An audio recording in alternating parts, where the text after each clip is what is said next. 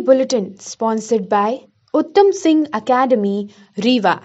नमस्कार, विंध्या टाइम्स में आपका स्वागत है। आज की बुलेटिन की खबरों के साथ हाजिर हुए हैं। पहली खबर की बात करते हैं।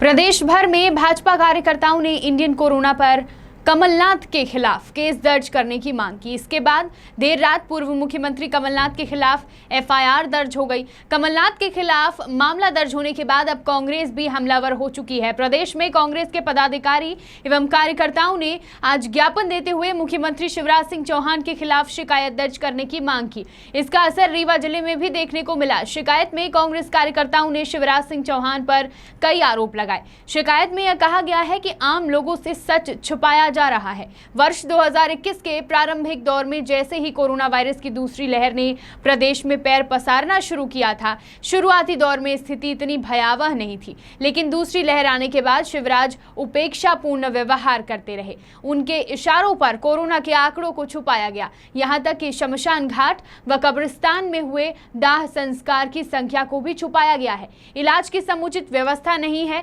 जिससे मरीज परेशान हुए और असमय उनकी मृत्यु हुई, जिसके लिए सीधा जिम्मेदार मुख्यमंत्री शिवराज सिंह चौहान हैं। कांग्रेस के पदाधिकारियों व कार्यकर्ताओं द्वारा अपनी शिकायत में मुख्यमंत्री शिवराज सिंह चौहान के खिलाफ धारा 304 के तहत गैर इरादतन हत्या का मामला दर्ज करने की मांग की गई है और यही मांग रीवा जिले में भी कांग्रेस कार्यकर्ताओं पदाधिकारियों द्वारा की गई। कांग्रेस कार्यकर्ताओं ने अपनी मांग संबंधित ज्ञापन एडिशनल एसपी को सौंपा। लॉकडाउन में आपने पुलिस की उदारता की तस्वीरें देखी होंगी, तो वहीं पुलिस के क्रूरता को भी दिखाने वाली तस्वीरें सामने आई।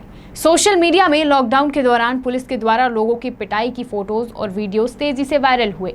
इन सब के बीच एक बार फिर से एक मामला सुर्खियों में है, जहां एक स्थानीय नेता पुलिस पर कई आरोप लगा रहे हैं और पुलिस के कार्यवाही के खिलाफ में बगैर मास्क के अर्धनग्न होकर धरने पर बैठ गए। यह पूरा वाकया रीवा जिले के मनगमा का है, जहां मनगमा के विवादित व्यक्ति रामेश्वर गुप्ता उर्फ लल्लू नेता एक बार फिर से सुर्खियों में है।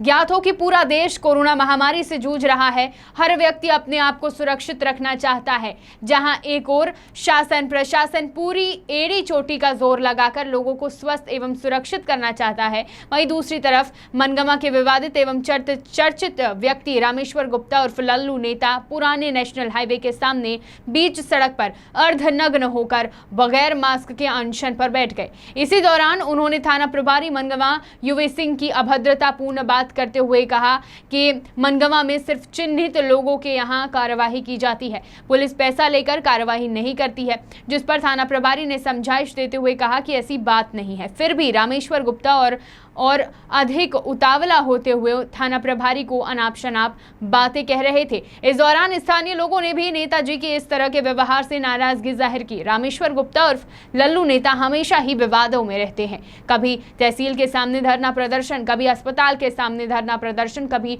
लालटेन यात्रा, तो कभी किसी विवाह घर के खिलाफ धरना प्रदर्शन करना इनके लिए अब आम बात हो चुकी है। कोरोना संक्रमण काल में सभी वर्ग के लोगों को समस्याओं से गुजरना पड़ रहा है। संक्रमण को काबू करने के लिए लॉकडाउन लगाया गया। इस वजह से भी कई लोगों को परेशानी हुई। वहीं हमारे अन्नदाता किसान भी खरीदी केंद्रों में हो रही अनियमितताओं से परेशान हैं। इसकी वजह से खरीदी केंद्र में किसानों का हजारों क्विंटल गेहूं भीग गया। सहकारी समितियों, परिवहनकर्ता एवं खाद्य विभाग की ओर की घोर लापरवाही और भ्रष्टाचार की वजह से पूरे जिले सहित प्रदेश का लाखों क्विंटल गेहूं तूफानी बारिश की वजह से नष्ट हो गया।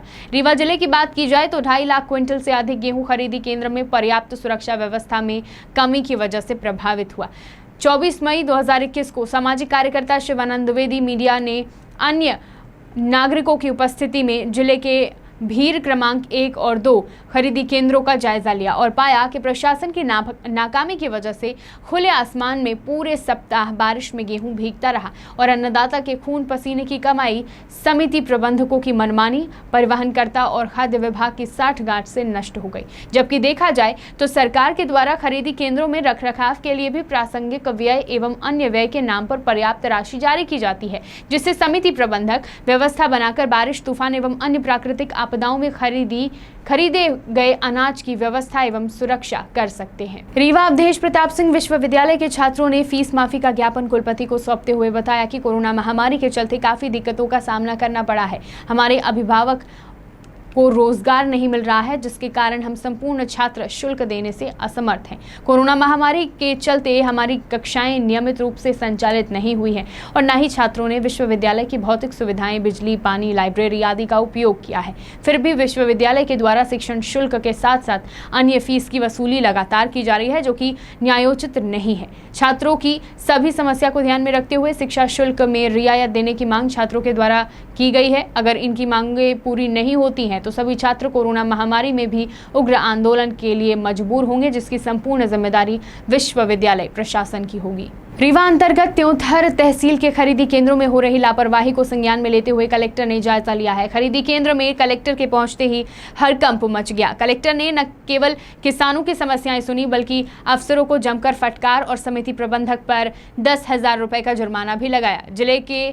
रीवा जिले अंतर्गत त्योंथर तहसील के गेहूं खरीदी केंद्रों में जमकर अनियमितताओं की शिकायत मिल रही थी। किसानों को गेहूं बेचने के लिए इंतजार करना पड़ रहा था, तो वहीं बारदाने की भी कमी थी। इन शिकायतों के बीच त्योंथर तहसील के खरीदी केंद्रों का औचक निरीक्षण करने कलेक्टर डॉक्टर इलैया राजाटी पहुंच गए। कलेक्टर इलैया राजाटी ने निरीक्षण के दौरान वहां मौजूद किसानों की समस्याएं जानी और तमाम समस्याओं का जल्द से जल्द निराकरण करने का आश्वासन दिया। खरीदी केंद्र निरीक्षण के दौरान कलेक्टर ने एक महत्वपूर्ण कार्यवाही भी की, जिसमें चाकघाट विपणन सहकारी समिति के प्रबंधक सत्यनारायण दुबे पर अपने जिम्मेदारियों के प्रति उदासीनता और लापरवाही बरतने पर 10,000 रुपए का जुर्माना लगाया गया है। चाकघाट सहकारी समिति के प्रबंधक पर खाद्यान्न वितरण प्रणाली में बड़ी लापरवाही बरतने, लाभार्थियों से बदसलूकी करने की शिकायत मिल रही थी, जिसके बाद एक्शन में आए कलेक्टर रीवा ने खुद इस सारी समस्याओं की बारीकी से जांच करने और सभी समस्याओं का निराकरण करने त्योंथर तहसील के तमाम खरीदी केंद्रों पर पहुंचे। त्योंथर तहसील के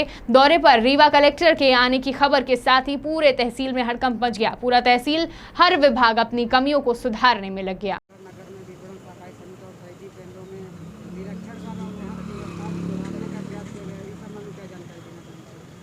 आज है ना चाकघाट मंडी का विजिट किया है।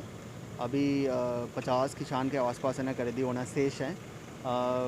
मंडी को ये निर्देशित किया गया 2-3 दिन के अंदर हमारी है ना इस सीजन का गेहूं का है ना प्रोक्योरमेंट है ना हम लोग समाप्त कर सकते हैं। सभी किसान ऐसे पूछे हैं, उनका कोई परेशानी तो नहीं है, जनरली कोई परेशान है ना नहीं है। उसका ना स्टोरेज के बारे में भी हम लोग ने देखा है। उसके साथ साथ एक विपणन समिति का राशन शॉप है, फेयर प्राइस शॉप है, उसका भी मैंने निरीक्षण किया है। उसमें ना मूल रूप से ये समझ में आया कि उनको है ना पब्लिक को एक कम्युनिकेशन होना चाहिए कि शासन की योजना के बारे में या और प्रधानमंत्री गरीब कल्याण अभियान के अंतर्गत ना 2 महीने का एक्स्ट्रा रेशन मिलेगा, ये सारे डिस्प्ले कराने के लिए बोला है। उनको ऊपर ना 10,000 रुपये के पेनाल्टी भी इम्पोज किए हैं और ना एसडीएम को ये भी निर्देशित किया है कि 5 लोगों को रैंडमली उठाकर इसको जांच करें। लोगों के साथ अच्छा व्यवहार होना चाहिए, जैसे तोल मतलब पर्ची है, रिसिप्ट है, वो भी है ना देना चाहिए। एसडीएम को जांच करके एक ना शॉर्ट रिपोर्ट है ना देने के लिए कहा है। जैसा कि सर राज्य शासन द्वारा 3 महीने का और केंद्र सरकार द्वारा 2 महीने का राशन निःशुल्क उपलब्ध कराने के लिए कहा। अभी मई महीने तक का ना इन्होंने अवेलेबल तो करा दिया है। जून जुलाई का है ना मतलब उनके पास है ना ट्रांसपोर्टेशन है ना नहीं हुआ है, उसका कहना है। मैं इमीडिएटली उसको भी चेक करूँगा। वैसे हमारी ना ट्रांसपोर्टेशन की परसेंटेज भी ना काफ़ी अच्छा है। यहाँ चाकघाट में ना जून जुलाई का है ना प्रधानमंत्री गरीब कल्याण अभियान का गेहूँ चावल है ना क्यों नहीं आएगा, उसका तत्काल चेक करके भिजवाएंगे। सो दैट एक्चुअली एक साथ है ना सारे सभी जनता को है ना 3 महीने का प्लस 2 महीने का एडिशनल है ना राशन है ना मिल जाएगा। रीवा जिले के मऊगंज थाना अंतर्गत पटेहरा गांव में दिन दहाड़े गोली चलने की घटना सामने आई है। यहां पर बदमाशों ने 2 फायरिंग किए। घटना कल दोपहर की बताई जा रही है। फरियादी के अनुसार पटेहरा बाजार में दोपहर लगभग 1 बजे दोनों आरोपी फरियादी के घर पहुंचते हैं और गोली चला देते हैं, जिससे फरियादी और उनका परिवार बाल बाल बचता है। गोली की आवाज़ सुनकर आरोपी लोगों का हल्ला सुनकर आरोपी वहां से भाग गए। घटना के बाद फरियादी ने मऊगंज थाना में रिपोर्ट दर्ज कराई। मौके पर पहुंची पुलिस ने गोली के छर्रे और गोली चलाकर भागने वाले आरोपियों का एक मोबाइल बरामद किया है। जानकारी के मुताबिक यह पूरा मामला कोरेक्स तस्करी से जुड़ा बताया जा रहा है। पुलिस ने मामला दर्ज कर लिया है और सबूतों के आधार पर जाँच कर रही है। ये परसों 22 तारीख को शाम को 7 बजे के आसपास पटेहरा गांव से एक शिकायतकर्ता रतन चंद्र गुप्ता ये पहुंचे थे और इन्होंने शिकायत की कि साहब हमारे यहाँ पर 3 लोग मनीष सिंह, संजू, सुमित, ये 3 लोग आए थे मोटरसाइकिल से और इन्होंने गोली चलाई। किसी को चोट नहीं थी। इस कारण से पुलिस ने स्टार्टिंग तस्दीक की। तस्दीक से पता चला कि दोनों आपस में एक दूसरे को जानते हैं और इनका कोई व्यापारिक प्रतिस्पर्धा है, उस के कारण से हो सकता है ये कहीं एक दूसरे को फंसाने के उद्देश्य से गलत रिपोर्ट तो नहीं कर रहे हैं। तो पुलिस ने मामले को जांच में ले लिया, संज्ञान में लेकर पुलिस ने अभी तक जांच की। फरियादी को बुलाया जा रहा है तो फरियादी बयान देने के लिए नहीं आ रहा है। ऐसा प्रतीत हो रहा है कि उनमें आपस में कुछ समझौता भी हो गया है। पुलिस अभी लगातार इस मामले की जांच कर रही है। क्योंकि गोली किसी को लगी नहीं थी और इस तरह के तथ्य भी आसपास पता करने पर अभी तक सिद्ध नहीं हो पाए हैं कि ऐसी कोई घटना घटी है। इस कारण से पुलिस ने अभी कोई अपराध पंजीबद्ध नहीं किया है। आगे के जांच में जिस तरह के तथ्य आएंगे तथ्यानुसार वैधानिक कार्रवाई की जाएगी। महामारी से बचाव के लिए जागरूकता बहुत जरूरी है। शहरी क्षेत्र में एक हद तक लोग जागरूक हैं, लेकिन ग्रामीण क्षेत्रों में संक्रमण से बचने के लिए जागरूकता फैलाना आवश्यक है और कई ऐसे समाजसेवी संगठन हैं जो ग्रामीण क्षेत्रों में ग्रामीणों को कोरोना वायरस के प्रति जागरूक कर रहे हैं।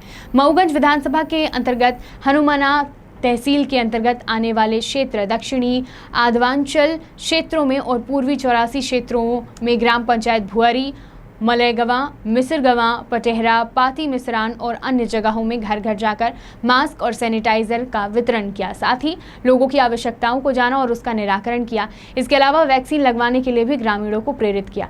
यह समाजसेवी लगातार फोन कॉल के माध्यम से लोगों की सहायता कर रहे हैं और मुसीबत में फंसे लोगों की हर संभव मदद की जा रही है, फिर चाहे वह मदद भोजन की व्यवस्था करना हो या आर्थिक तरह से लोगों को राहत पहुंचाना। जहां पूरा प्रदेश इस कोरोना वायरस से जूझ रहा है, वहीं इस आपदा में लोग एक दूसरे के ऊपर आरोप प्रत्यारोप करते दिख रहे हैं। ऐसा ही एक नया मामला शहडोल जिले का है, जहां भाजपा के विधायक और जिला अध्यक्ष ने कांग्रेस के प्रदेश अध्यक्ष कमलनाथ के विरुद्ध प्रकरण दर्ज कराने को लेकर कोतवाली पहुंचे और थाना प्रभारी को प्रकरण दर्ज करने के लिए आवेदन दिया। वहीं मीडिया को भाजपा जिला अध्यक्ष ने बताया कि कांग्रेस प्रदेश अध्यक्ष के द्वारा कोरोना वायरस के दौरान भारत को अपमानित करने, दंगा फैलाने व लोगों को गुमराह करने और गलत जानकारी देने का कार्य किया जा रहा है। उन्होंने पत्रकार वार्ता के दौरान अपने बयानों के माध्यम से भारत का अपमान कर रहे हैं। भाजपा के द्वारा कांग्रेस के प्रदेश अध्यक्ष के ऊपर कई गंभीर आरोप लगाए और जिला अध्यक्ष ने यह भी कहा है कि जिला के हर मंडल में कांग्रेस प्रदेश अध्यक्ष के ऊपर मुकदमा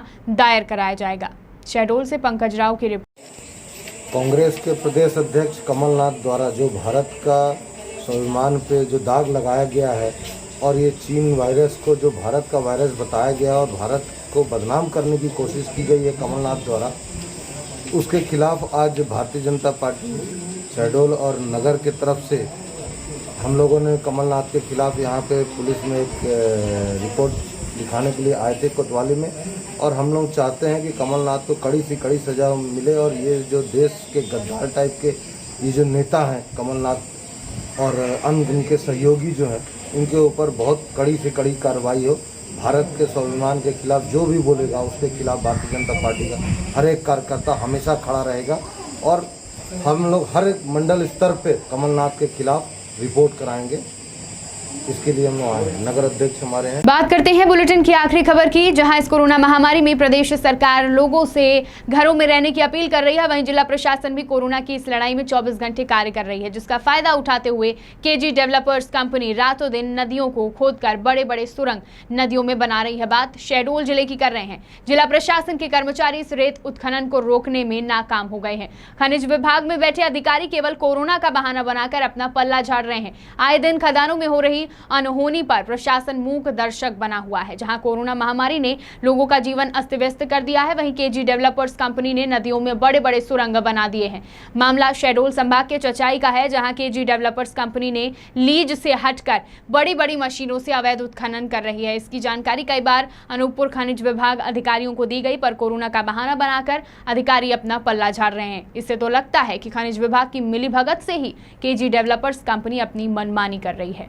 शहडोल से पंकज राव की रिपोर्ट। विंध्य की तमाम खबरें लेकर कल फिर हाजिर होंगे। देखते रहिए विंध्या टाइम्स। बहुत बहुत धन्यवाद।